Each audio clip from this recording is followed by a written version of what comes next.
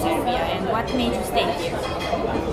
I think one of the best decisions of my life was moving to Belgrade. So I came here in October 2020 in the middle of the pandemic. I felt bored in New York City because there was nothing happening there. There's no work available as an actor.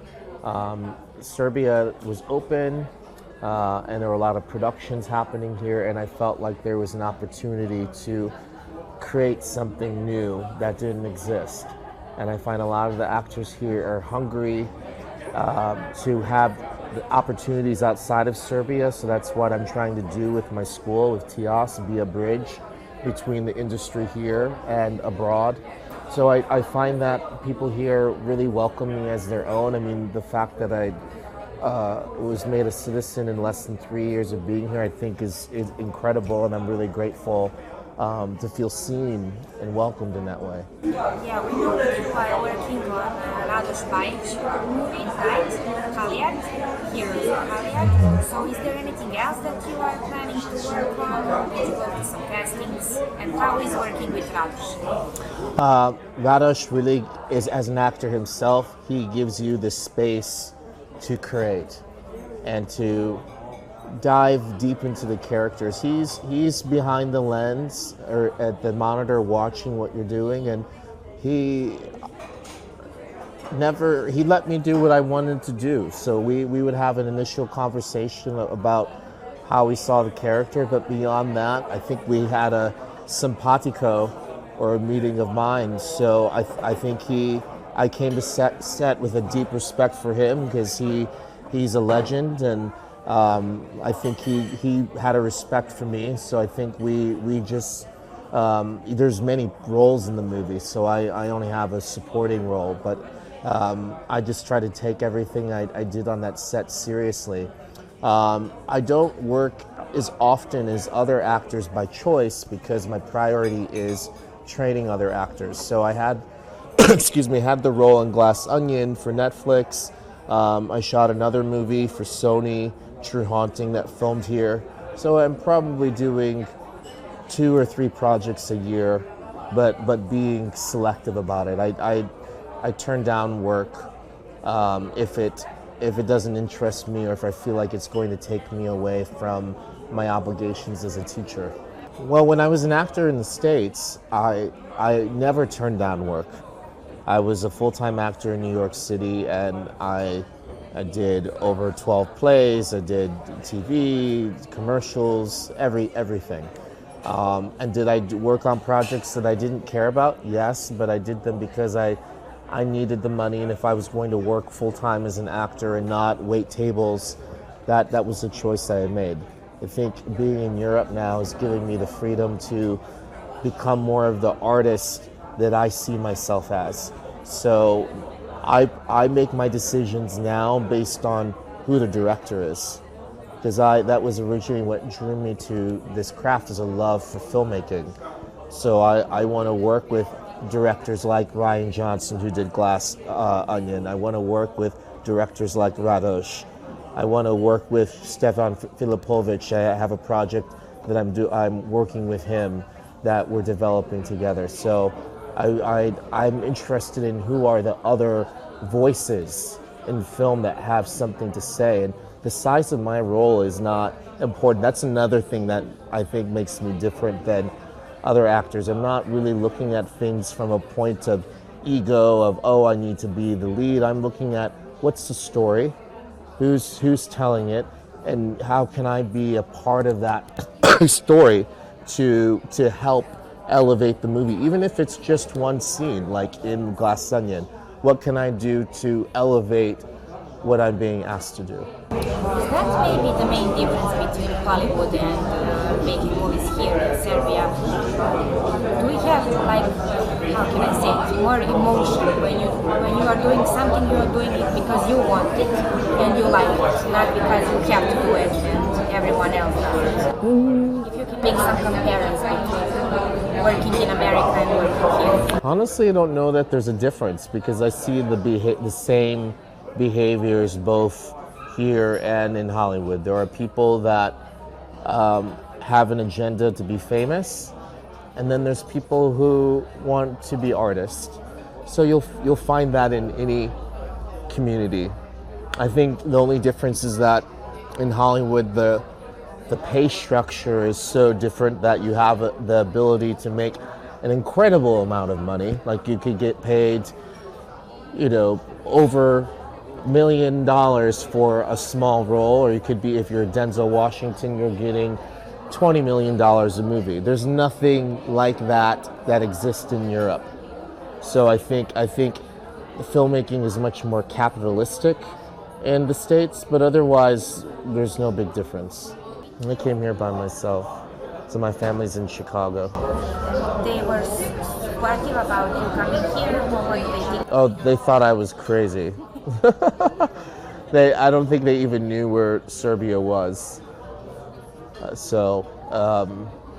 think I've impressed them a lot, because I think they probably thought I was going to come back to the States. So everything that's happened in the last 3 years, I think I did it in spite of what other people thought. I told them they should come. I have a place to host them. They're older, they're in their 70s, so they have health issues. But I think also they've never traveled abroad, they've never left the country. So I think naturally there's just that fear of leaving your comfort zone. So I think they would get a lot out of coming here to see me. This is my home now, so why wouldn't they want to see their son in his home? Do you speak Serbian? Pričam samo 50 reči na srpskom. Govorim kao beba. Can you tell us a little bit about this award? Oh yeah, so the Satellite Awards are given by the International Press Academy. So our cast for Glass Onion won the award for Best Ensemble. And they asked me to accept the award on behalf of the whole cast, and then they made me my own little statue here with my name engraved on it. So that really is an incredible honor, because my whole career, I've never been the lead. I've never been the star. I've always been an ensemble player. So I'm an actor who I think has avoided being typecast as playing just one type of role, because and if you look at all the things I've done from role to role, I've been different. So usually I'm playing a supporting character for a couple of days, and then after those scenes are done, I move on to another project. So I believe in the importance of the ensemble, and I try to create that environment in my school where there's no stars, where everyone is treated the same, and everyone works together to build a creative environment. So this cast had incredible actors, Kate Hudson, Jessica Henwick, who were my scene partners. I learned just from being in the scene with them. The other actors, Ed Norton, I didn't meet them because I was only there for 2 days. But I felt like it was a nice affirmation of where I am right now.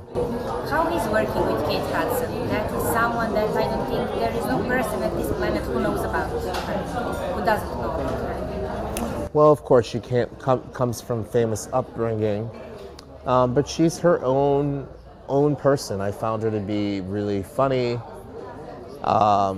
We did the takes, that scene, we did it so many different ways. I mean, the way that they showed in the final edit was just one choice. There were different takes where she was flirting with me and playing with my muscles, and in between takes we got to know each other a little bit. We're both interested in Buddhism, so we both chant, and we learned that the person who introduced us, the same person introduced us both to Buddhism. Our friend Vanessa, so in LA. So it's a small world. So you have as well that your school about for acting that you told us about. Mm-hmm. So when did that start work? How is that going? How is it working with students, kids? So the classes started 2 years ago in January. I only had 5 students, and now I have over I have like 125 actors. I teach 6 classes every week, 2 classes in Belgrade, 2 in Budapest, 2 online with actors all over the world, but primarily in Europe. And so every week I'm driving back and forth between Hungary and Serbia. And I love it. I'm working with people at all levels. So there are some actors who are just beginning and I'm helping them get their first jobs. And then there are actors like Jelena Gravilovic, and then Hungarian actors like Kata Dobo, who are like the most famous actors in their own country. Marina Guerra, who's the first actor in Hungary to win an Emmy. I just started working with her. So I'm just building a community. So regardless of where someone's at, everyone is welcome. I treat my studio like a gym. So a gym doesn't discriminate with its members and say, oh, your body looks a certain way, so you can't come. It's as long as people are serious and they want to improve, they're welcome in my class.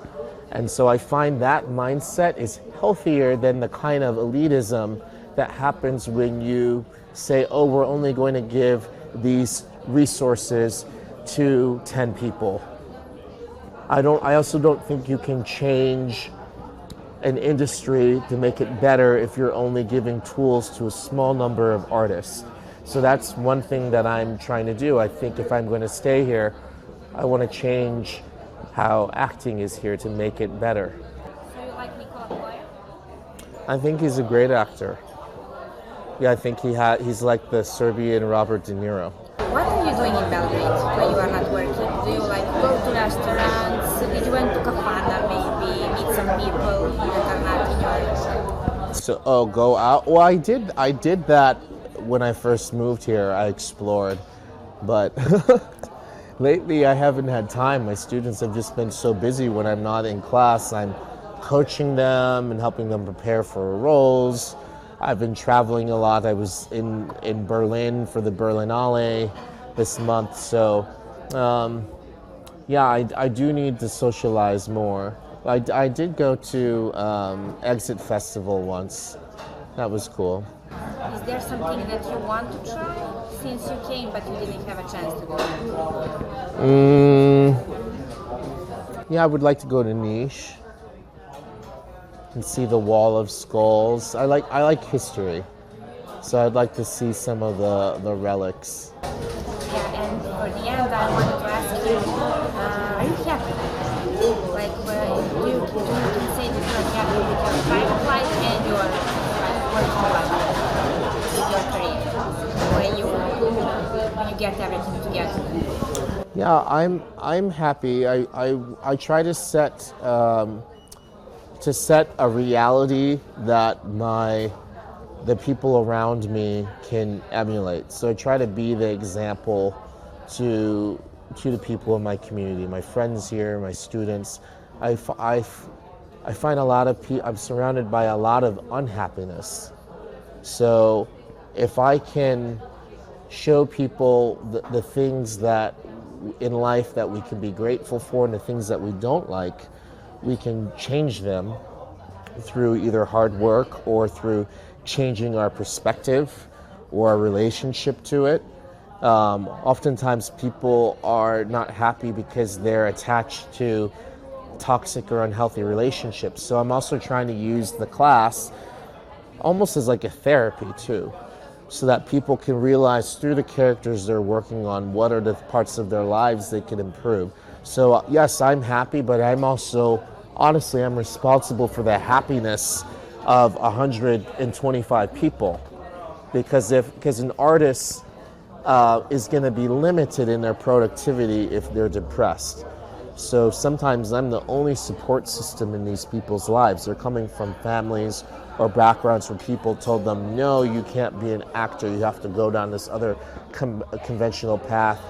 So sometimes I call myself the stage mom. So I'm telling them, yes, you're gonna do it, yes, you can. So I'm happy when I see my students winning, I'm happy when I see them succeeding. So, but also there's levels of happiness. So like my level in happiness is infinite. So like my happiness can be here, but I wanna get it to like here, so like I'm so happy that it's contagious to you. So I feel like I kind of made a bubble here, and over time the bubble, I'm just hoping to expand it so that I can influence and empower as many people as I can here.